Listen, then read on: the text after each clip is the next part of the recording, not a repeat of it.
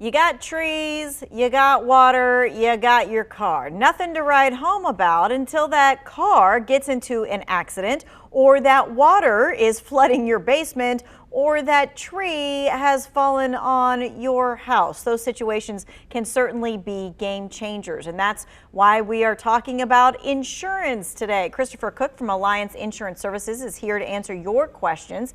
If you have questions and you want that answer right away, this is what you need to do. You need to text us that question, not call, but text. The number is 336-379-5775.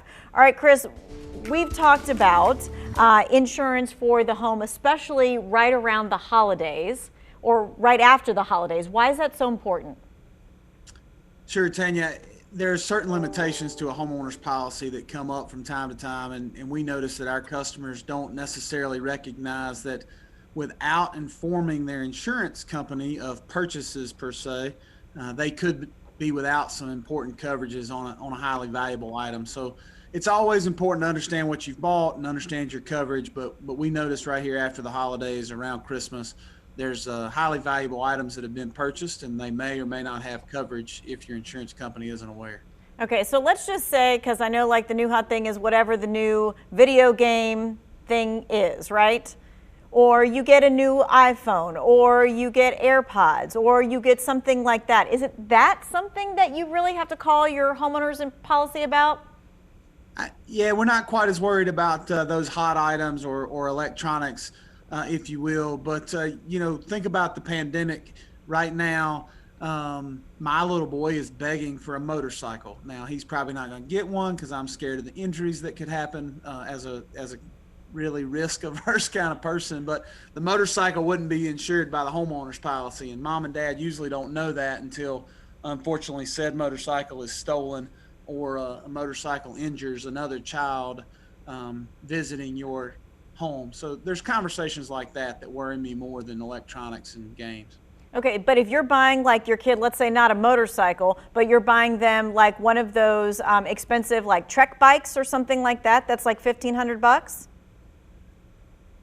Yes, there's a limitation in a policy for a road bike like a Trek that has that sort of value. Let's just say, as a general rule, if you spend more than $2,500 on something, have a conversation with your homeowner's insurance provider. Right, because the last thing you would want is for something to happen to it and then find out that you're not covered to replace it, because that would just make you mad. All right, this person is asking, is it required for me to tell my insurance company when I put in a pool? Required, no. I would advise it to make sure you have some extra liability protection. Heaven forbid a guest were to be injured, you'd want to make sure you had enough liability protection to cover said injuries. Okay, and is that the same thing, I think we've talked about this before, as a trampoline? A lot of families have those trampolines, so do you have to call your homeowners for that one too? Both pools and trampolines are underwriting questions with nearly every homeowner's insurance provider in the country. It would be advisable to let them know. I will tell you the viewers, some companies will not insure you if you have a trampoline. There are some companies also that will not insure you with a pool, especially if that pool is not fenced.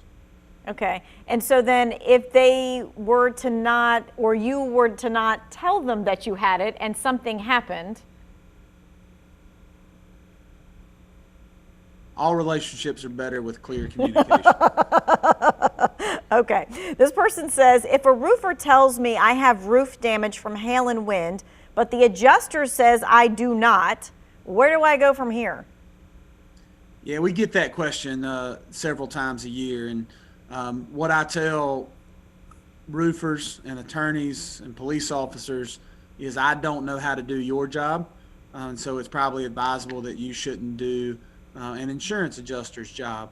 But there's obviously a lot of great roofers in our area, and if they see hail damage, then we need to get those individuals together so they can discuss it.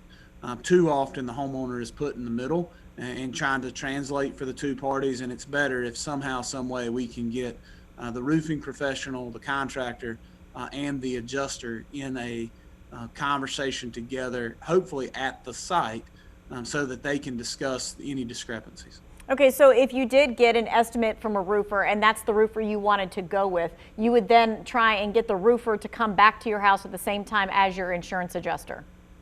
That would be my advice, yes. That way there's not that whole run around and worrying about everything. Okay, this person says, what happens if the neighbor's tree falls on the other neighbor's house? Who is responsible? Yes, we answer this one often.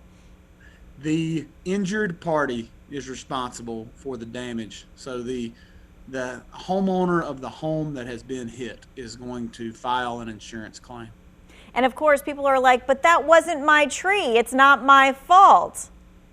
But if the tree falls on your house, it's you.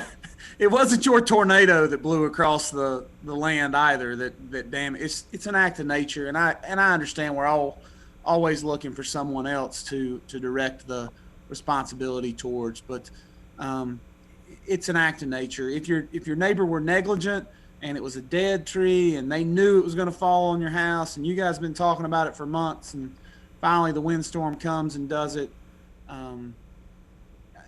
there's negligence and liability there. But a simple act of nature, none of us can be held responsible for, and that's the way it goes. You know, sort of to pivot that conversation towards nature, heaven forbid you're in an auto accident and you hit your neighbor's dog, you're going to be responsible for your auto damage, and it stinks. And unfortunately, your neighbor is going to be responsible for the injuries to the animal, and that is equally as devastating. But sometimes there's not somebody else to blame.